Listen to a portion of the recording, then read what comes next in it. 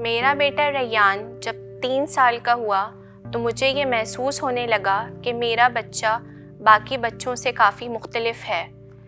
हर वक्त का रोना, चिड़चिड़ा होना, किसी बच्चे के साथ ना खेलना और अपने ही आप में मगन रहना।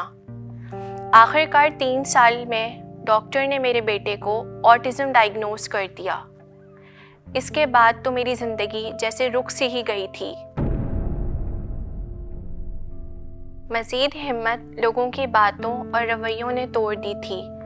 मुझे सुनाया जाता था कि तुम्हें तुम्हारे ही किसी गुनाह की सज़ा मिली है, अल्लाह तुमसे नाराज़ है और कि तुम एबनॉर्मल बच्चा ही पैदा कर सकती हो।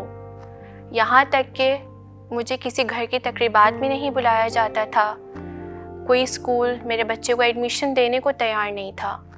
और जब मुझे थेरेपीज़ के चार्जेस पता चले तो फिर तो मेरी उम्मीद बिल्कुल ही ख़त्म हो गई। कभी कभी मेरा चीख चीख कर रोने को दिल करता है। मेरी शादी 21 साल की उम्र में हुई। मैं 22 साल की थी जब मेरा बच्चा पैदा हुआ और 23 साल की उम्र में मेरी तलाक हो गई। हमारे मुआशरे में एक औरत के लिए तलाक कोई गाली से कम नहीं है। मैं हर तरह से हर सिचुएशन को हैंडल करने के लिए तैयार थी, लेकिन बस मुझे ये था कि मेरे बच्चे का क्या होगा। मैं हर तरह से बहुत वीक हो चुकी थी, इमोशनली, मेंटली, फिज़िकली, फाइनेंशियली। मैंने अपनी ज़िंदगी को दोबारा से नॉर्मल तरीके से गुजारने के लिए फिर से यूनिवर्सिटी में एडमिशन लिया ताकि मैं अपनी ज़िंदगी की तरफ वापस आ सकूं, लेकिन वहाँ भी लोग मुझे तलाक याफ्ता के नाम से बुलाते थे और कोई मुझे शादियों में नहीं बुलाता था कि मेरा मनहूस साया ना पड़ जाए उन पर। मैंने कभी पहले अपने आप को इतना इनसिक्योर और आइसोलेटेड फील नहीं किया था जितना लोगों ने मुझे बना दिया था। मेरे घर वाले भी मुझे समझने को तैयार नहीं थे। उन्हें लगता था कि कहीं ना कहीं मेरी अपनी ही गलती है।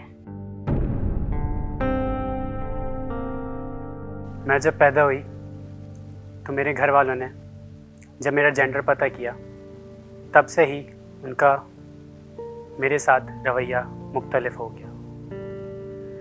जैसे ही मैं घर में अपनी ज़िंदगी गुजारनी शुरू हुई और जब होश संभाला तो मैंने देखा बहुत सारा जिसको बोलते हैं इख्तिलाफ़ात मेरे लिए रहते हुए और मेरे भाइयों के और बहनों के रहते हुए, क्योंकि मेरे बहन भाइयों के लिए हर चीज़ अवेलेबल थी।